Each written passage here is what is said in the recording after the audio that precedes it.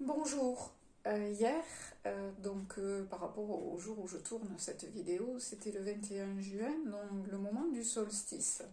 Et aujourd'hui, je voudrais vous parler des énergies de l'été, selon les concepts de l'énergétique chinoise. Alors déjà, il faut savoir que pour les Chinois, il n'y a pas 4 saisons, mais il y a 5 saisons. La cinquième saison se situe à plusieurs endroits. La cinquième saison se situe à chaque fois que pour eux débute une saison. Elle dure donc 18 jours comme période. Et ensuite, cette même période, qui est reliée aux énergies de la Terre, est placée au moment du mois d'août. Voilà. Donc en fait, pour eux, il y a 5 saisons au niveau donc des concepts. Et ces 5 saisons sont reliées par une loi que l'on appelle la loi des 5 éléments, avec des organes, avec des émotions, avec des fonctions, avec des symptômes, avec des notes de musique, avec des exercices de Qigong, avec des aliments, avec des couleurs, des sons, donc avec toutes les choses. C'est la deuxième loi après le yin et le yang, donc qui régit toute la compréhension donc, de cette philosophie qui impacte la compréhension donc, de la vie, de la nature, mais aussi tout ce qui est alimentation, exercice physique et émotion.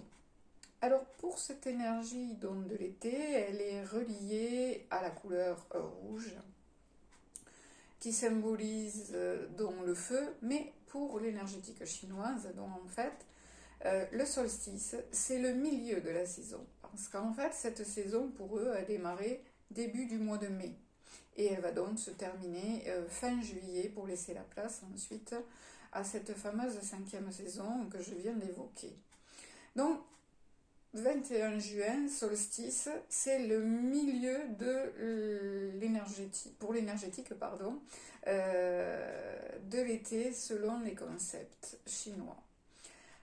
L'été est relié en tant qu'organe au cœur, à la fonction du péricarde que l'on appelle le maître du cœur, à la fonction et à l'organe intestin grêle et à la fonction que l'on nomme triple réchauffeur.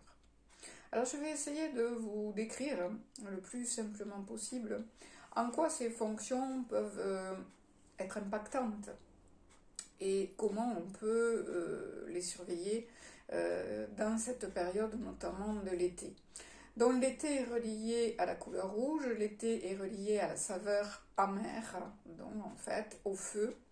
Et l'été est, si vous voulez, avec deux parties, le yin et le yang. Donc quand l'été est excessif, quand c'est la canicule, quand les aliments sont trop brûlés, donc par rapport à ce qui est barbecue et ce qui est cuit trop dans le feu, ben, c'est du yang, donc très fort, trop fort.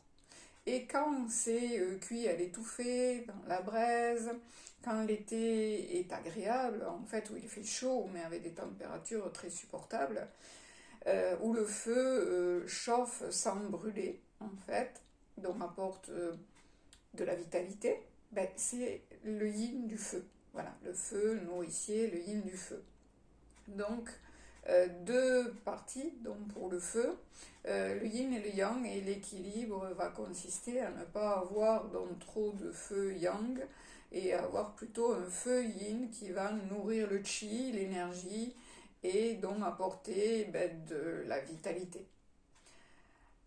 Alors, pour ce qui est donc, des exercices de Qigong, par exemple, les mouvements qui seront faits vont servir à étirer les 4 méridiens que je viens d'évoquer, puisque les énergies circulent dans les méridiens pour aller nourrir les organes et les fonctions dont en rapport mon cœur, maître du cœur, intestin grêle et triple réchauffeur.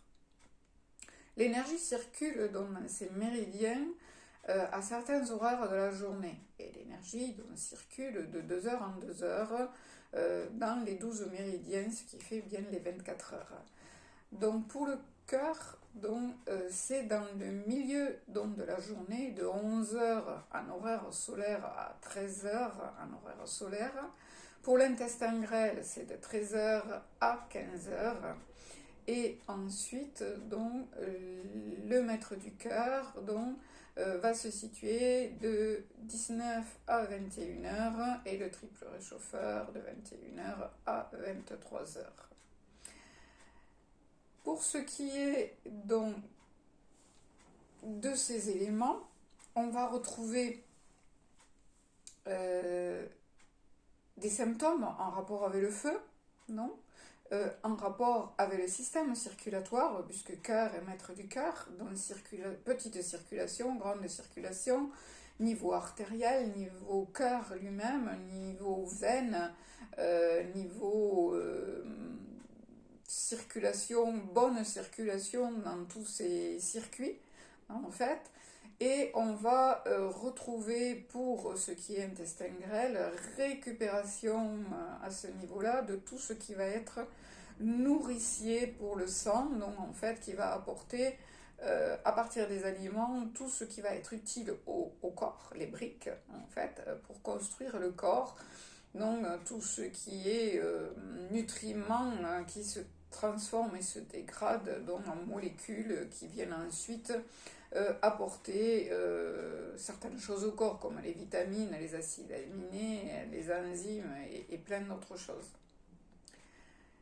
Pour ce qui est de la fonction triple réchauffeur, faut imaginer que c'est le chauffagiste du corps, le frigoriste du corps et le plombier du corps. Voilà.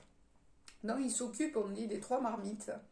Et donc de la marmite qui est de la gestion des liquides et des évacuations, donc, de ce qui est donc de l'énergie, du chi qui circule, et aussi de la thermorégulation et de l'équilibre dans le corps. Donc c'est une fonction donc, qui n'a pas de support réellement, tout comme le maître du cœur que l'on associe au péricarde, mais qui n'a pas réellement d'organe, on va dire.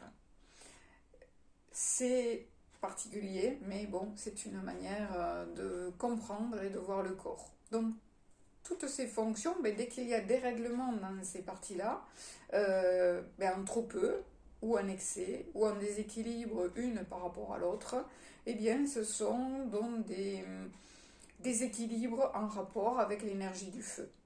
Et selon cette loi des 5 éléments, l'énergie donc du bois, du feu, de la terre, du métal et de l'eau, on voit qu'il y a un cycle d'engendrement. Le bois nourrit le feu par ses cendres nourrit la terre. Dans la terre, on trouve le métal, donc les oligos, et le métal lui-même. Et le métal donc apporte ses nutriments via l'eau. Et l'eau nourrit le bois pour que le bois soit prospère. Donc ça, c'est un cycle vertueux d'engendrement qui sert à corriger quand il y a un déficit, on va dire. Donc s'il n'y a pas assez de feu, on va utiliser la notion dont